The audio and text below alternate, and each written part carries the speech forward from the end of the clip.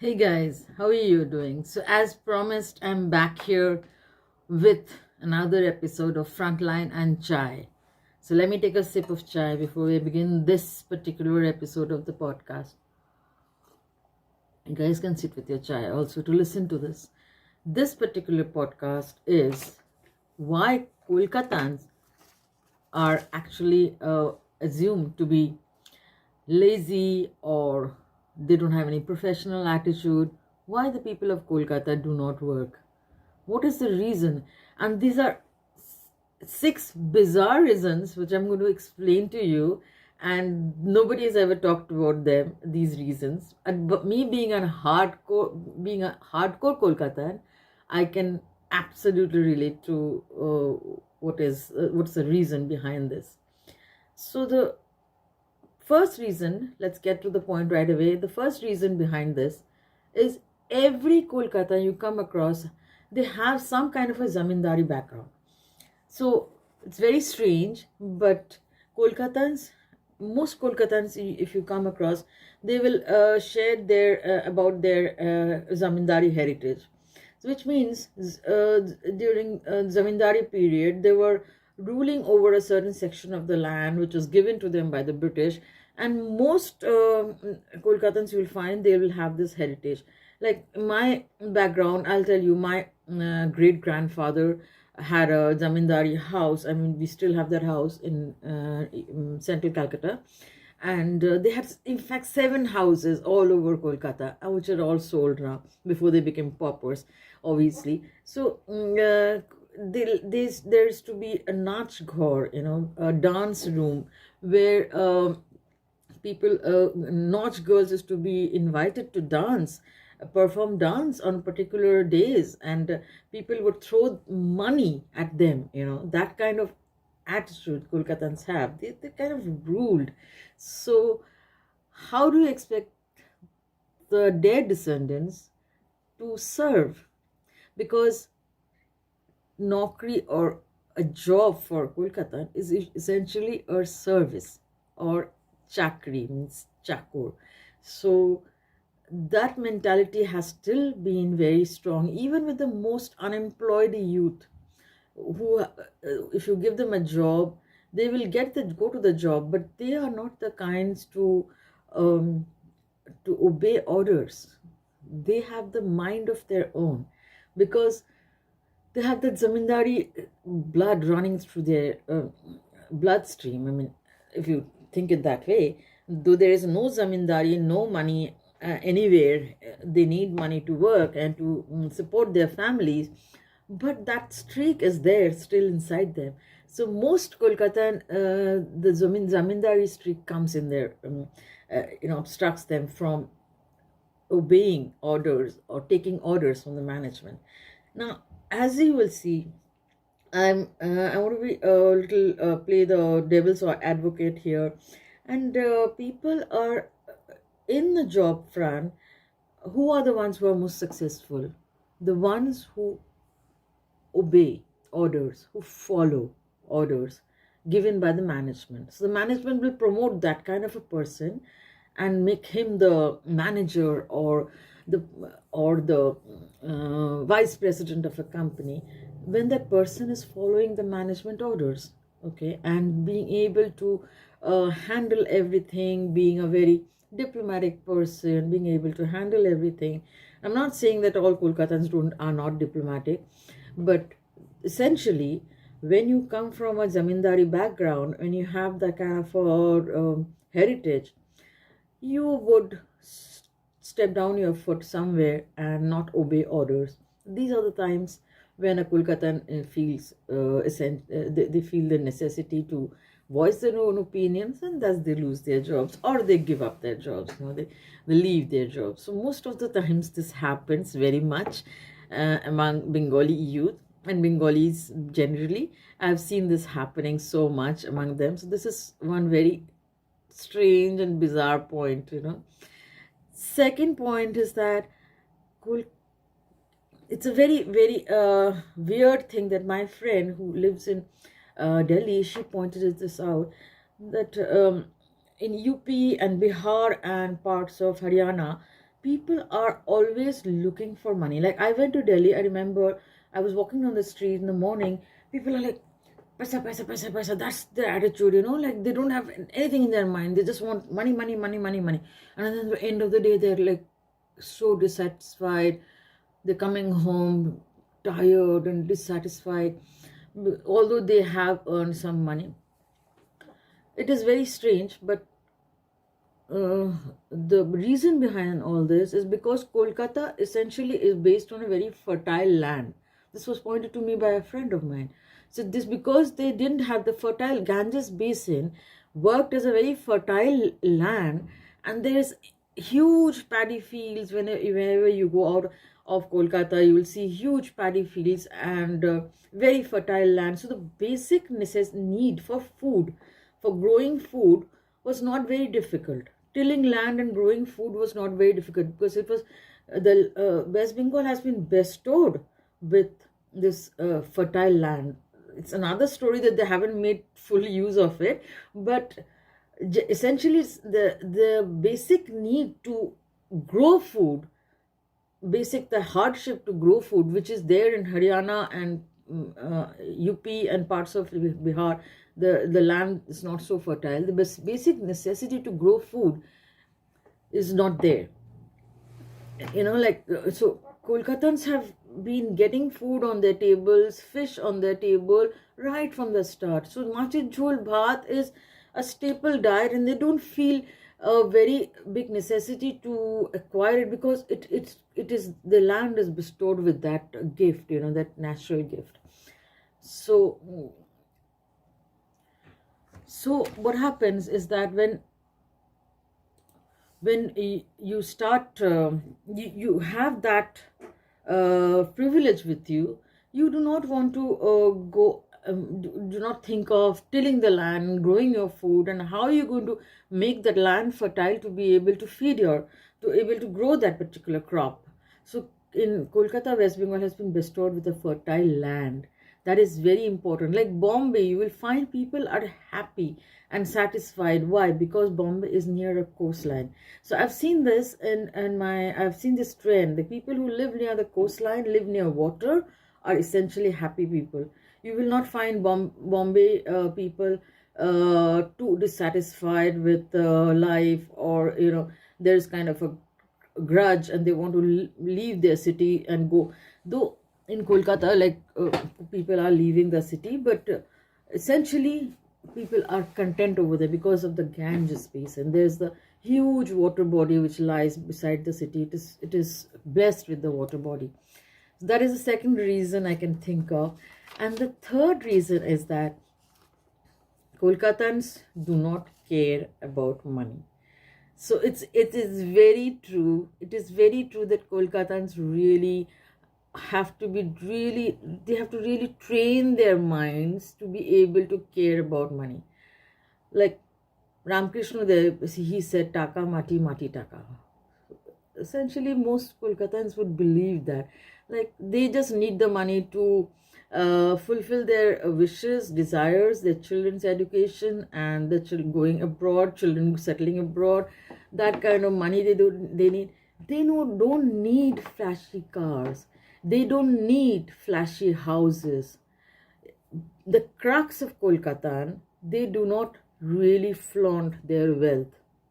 There are very few Kolkatans, of course, these days, you have to get competitive, and there are neighbors always flaunting their wealth, and you are always looked down upon because you're wearing typical like very simple dress and going out like that. So you look down upon. The society has developed a perspective of looking at you with looking at you and looking at your dress first, what you're wearing, what kind of a watch you're wearing, what car you're driving. So people have started taking that seriously, and they are like they're buying new flashy cars and wearing some designer watches and designer clothes just to keep up with the society and keep up with the peer pressure. But essentially Kolkatans are not like that.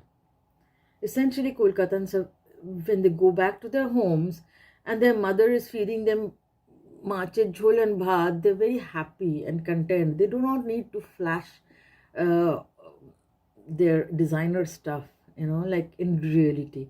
When they go out in the society and they're meeting other people from other parts of the world and other parts of the country, they have to flash all this because to keep up with the peer pressure.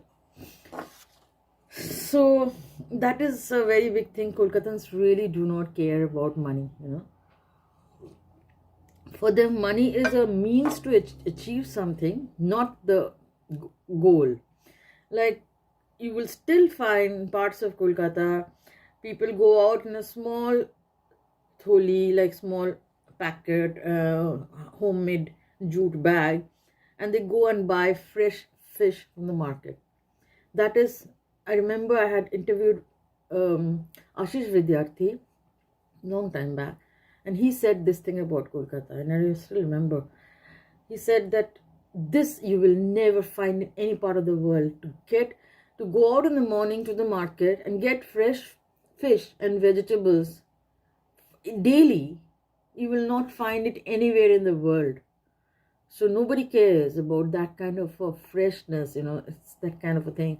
And then every morning, the mother of the house is doing puja and blowing a conch shell. Every evening, a conch shell is blown. It still happens in parts of Kolkata, in the northern parts of Kolkata, central part. I mean, I'm not categorizing any parts, but essentially it happens still. And this being in touch with the spiritual part of life, the cultural part of life, makes Kolkatans believe less in the money and the material things they want to achieve, which is why Kolkatans are not driven to get money, driven to acquire money. And that's why Kolkatans, you would find, they're not ready to work for money. Okay, second point. The third point is that Kolkatans are filled with intellectuals. They are essentially very, very cultural and intellectual people. Kolkata is called the cultural capital of India. Not that they work for money. I know a person who was a very famous singer, and he never asked for the money when he sang. So he said that he believed that, okay, if they have hired me, they will send me the money themselves. Now, most of the times, the organizers forgot to send money. So he died a pauper, basically. But he was a very, very famous Rabindra Sangeet singer. And in every household, even now, you will see, every household, the child of the household, the girl or the daughter or the son, it's mandatory for them to learn some dance or a song or an instrument or tabla. You will still find mothers taking their kids to a dance class, to a singing class, to a tabla class, this culturally, it is very culturally imbibed. The whole city is very culturally strong. Even in my days, like, I am a Kathak dancer and I am a gold medalist. So I shouldn't be talking about it because my parents were happy that I was learning dance and I was doing so well. But I was never taught to sell my art. So I could never think that I would dance for money, dance to get paid. So which is why I kept it inside me. Like this painting, you would see, I love to paint. That's my pastime. But I can never think that I'm going to sell my paintings, which is why it's very difficult for me to sell my books, because I write, and I write so many books. I've written so many books. There's still one novel in my computer, but people don't read, people don't buy books. So that's a different story altogether. So, but I cannot sell my books very, very effectively. This is the reason why Kolkatans are very culturally enriched, and they find it very difficult to sell their culture, sell their talents. We have 4 Nobel Prize winners. There is Rabindranath Tagore, Mother Teresa, Amartya Sen, and Abhijit Banerjee. There are 4 Nobel Prize winners from Kolkata. There is one Oscar winner from Kolkata. So All the entire Bollywood was filled with people from Kolkata, like in songs. R.D. Burman, he was not from Kolkata, he's from Assam, but he was Bengali. So R.D. Burman was Bengali. Okay, Kishore Kumar. Look at the rich culture we have. Okay, then Hemanto Mukhopadhyay. I mean, everybody I can think of, all the actresses like Rakhi and Moushumi Chatterjee, Sharmila Tagore, all are from Kolkata, like Bengal, West Bengal. So, Kolkata is a rich cultural pool from where all these talents emerge. It's very, very culturally enriched, and it is very difficult for a cultural person to market himself or herself. So they only create, the people are always creating something, they're doing something to create for the world, and they do not think about themselves so much. So that's why Kolkatans are not ready to make money out of it. These are the four things I can think of. Or did I say five? Okay, five. And the sixth one is very not so positive, but also very important, is that because of the 27 years of left front government ruling our country, ruling West Bengal for such a long time, the concept of unions came in, and it kind of obstructed development to a lot extent. So whenever the bosses or the management would try to do some kind of a development which would somehow come in the way of their lifestyle, the union would be very active, was very active, and the unions actually always protested and brought down development. This happened very recently for the Singur development. The Singur Tatas wanted to start the Tata Motors in nano factory in Singur, and how the development, we saw that is not very something you should be proud of, but essentially that is a very important thing, though, because the union baji and because the politics, a lot of development have been stalled in Kolkata. Definitely a lot of jobs have not been given. But when you, that's like a something you can see from top, but things that you cannot see are the ones I talked about. So essentially, since I am a Kolkatan, and Kolkatans actually, they carry their heritage and culture wherever they move, in any part of the world. So wherever you see, like, you'll find Kolkatans moving their stuff, like this bed I brought from Kolkata all the way, because it is my heritage thing. So I brought a couple of furniture from Kolkata. So I do not want to live in Canada with their furniture, with the fine furniture available here. I want to have it them from Kolkata. So I got, and you'll see the lamp combo and everything is on top of the bed. So I hope now people will be able to understand what stops Kolkatans from working and why the work culture in Kolkata is so bad, apparently. Once you know the problem, then you can definitely address it, and the Kolkatans will know why they do not want to follow orders, because they're essentially leaders. So Kolkata had been leading in everything practically. Even during the Buddhist movement, Khudiram Bose was the first Kolkatan who got hanged. Like he said, hang me and free my country. So Kolkatans, the Bengalis, were the first people in the freedom movement. Bengalis were the first revolutionaries post-independence. The Naxalite movement was the Bengalis were the first revolutionaries. So Kolkata was never behind. It's just that now we are complacent. We are very happy. We are okay with whatever we get. We are okay with it. We are very content. I hope I've been able to explain to you. And keep watching my channel, Frontline and Chai. I have renamed Musings from Afar as Frontline and Chai, and I've made another channel, Musings from Afar, which is going to be a different vibe altogether. Please subscribe to both the channels and keep watching. See you when I see you next. Bye bye.